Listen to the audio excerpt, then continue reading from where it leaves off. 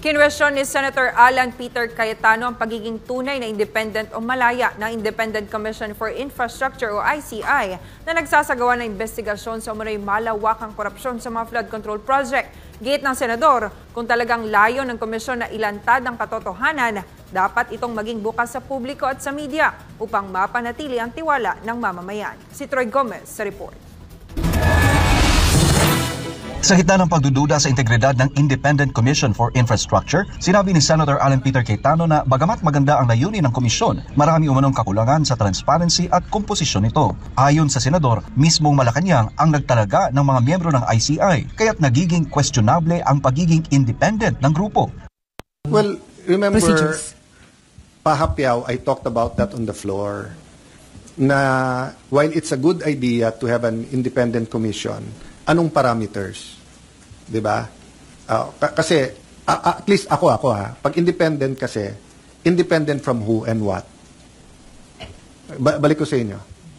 Yung first meeting nila sa Malacanang Tapos ang nag-appoint Malacanang. Walang opposition na in-appoint. Walang religious leaders na in-appoint. Dagdag pa ni Cayetano, maging ang mga appointment sa ICI ay tila kontrolado rin ng ehekutibo matapos umanong mawala si Baguio City Mayor Benjamin Magalong at palitan ng bagong miyembro na itinalaga rin ng Malacanang.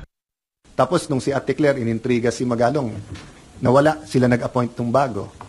So, di ba, everyone sees the sincerity of the president in getting but it's not necessarily independent. Binigyang diin din ng senador na kailangan buksan ng ICI ang kanilang mga pagdinig sa media. Kung hindi man live stream, dapat ay may access pa rin ang mga mamamahayag upang masubaybayan ang proseso. More transparency. So, dun sa sinabi nilang ayaw nila i-live stream, sige, assuming hindi na magbabago isipan nila. So, ibalik natin sa kanila. What form of transparency can you offer that will give us enough information that the journey will be together? Hindi kayo lang.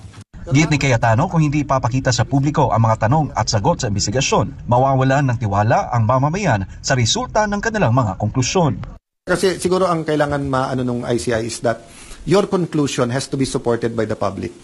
And usually, pagka hindi alam ng mga tao yung premise at yung proseso, hindi ganun kadaling suportahan ng conclusion.